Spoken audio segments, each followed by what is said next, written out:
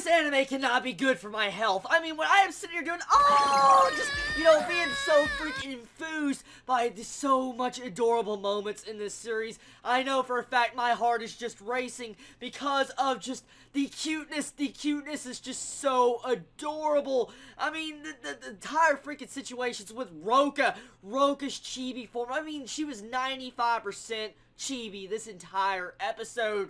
I mean, sparkling eyes and freaking just all sorts of crazy antics with it. Crazy awesome comedy, character development with Takao. There's so much in this episode. I love it. Man, D-Frag is definitely looking to be one of my favorite of this anime season. Probably one of my top because of the way it's panning out.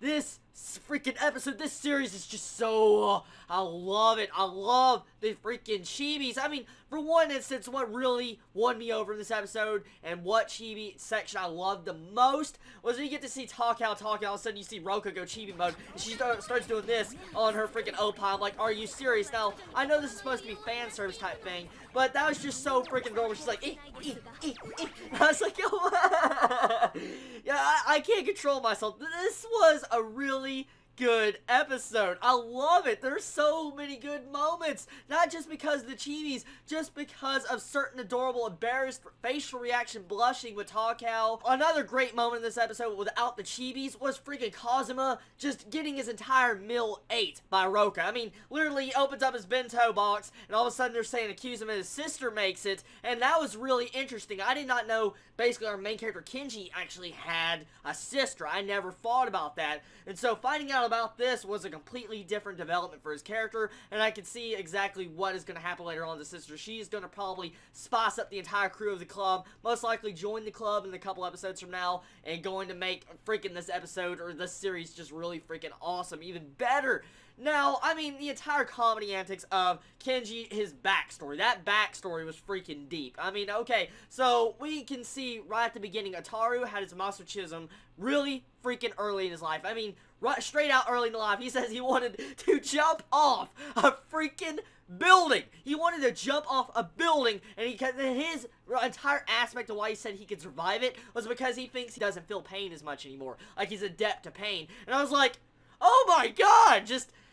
See, what I'm getting at is this comedy is just so great in D-Frag. I love it. I love it. It has a completely different feeling of comedy besides, like, Space Dandy of this current anime season. It feels just so different with the way they're trying to present it to the table, and it adds something just really heartwarming in certain sections, especially with how we get to see Takao actually falling in love with Kenji. That was shocking. That was really shocking. I mean, now it's really hard to either ship Takao with Kenji or wanting to ship Roka with Kenji. I mean, they're both great characters, but Takao, man, she is definitely a tsundere, and I love the entire development of how she was just wanting to ask Kenji everything about him, wanted to get a favor from him, and like, what is his favorite food, his favorite color, just everything about him in the club meeting. It was great, and just... This type of character personality, like I said in my last review, Takao is a very normal female anime character. She's probably the most normal. And so, getting to see the way she acts, it's just so funny. It's like a different type of character personality that just mixes in so well with all these other characters and different crazy backstories. Like, for instance, Roka, underground boss. Okay, so it's so funny how everybody in the entire school, even though she's so secretive, she's the underground boss, they know she is, and she is freaking cute. I mean, every scene I saw her in this episode, I was just like, Kawaii. I can't hold back my feelings I'm feeling in this series. I mean, this series really shows why I love anime so freaking much. It doesn't have to have the best plot I've ever seen. It doesn't need that. It just needs something to really capture its fans with the animation, the characters, and the way you can actually wrap around the personalities to really link together.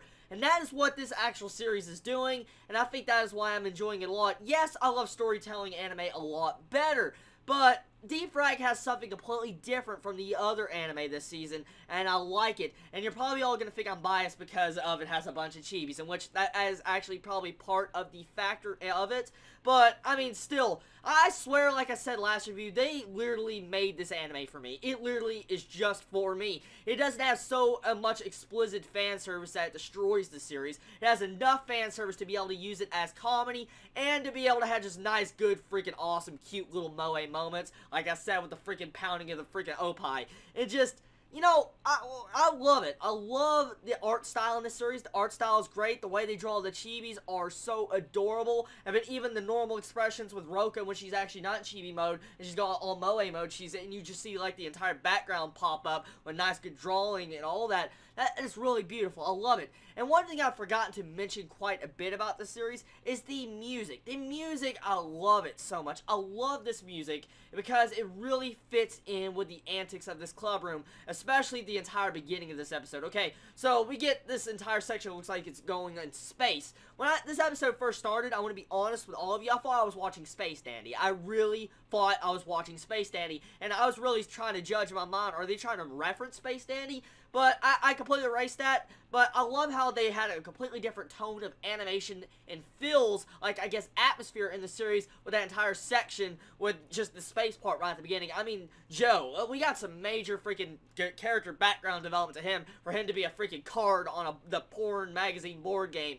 So, I want to see this board game played more. I want to see exactly what's going to go down. And, oh yeah, I just remembered another cute moment. The freaking rock, paper, scissors freaking game. Okay, that is the most interesting rock, paper, scissors I've ever seen in an anime. Okay, I've seen some crazy things, but Roka just using random rules to be able to get out from giving up her character Joe was freaking awesome. It was awesome. The way she's like, time out, and she just does all sorts of antics to do like the freaking swan chop into freaking Kenji's face, and then we get the other two trying to do it, Takao and Kenji do times out, and Roka basically gives up with her like finger thing like this. I was like, you see what I'm saying? I recommend go watch D-Frag. This series is freaking great. It gives me so much feels. So much. If I'm not expressing these emotions good enough, I don't know what can. But I love this series, and that is pretty much my final thought on this episode. I don't know how they can even get any better from this standpoint of how much I am really enjoying this series. Anyways, guys, this is going to be the end of my anime review on D-Frag this week. Tell me what you think about this episode. Chibi out.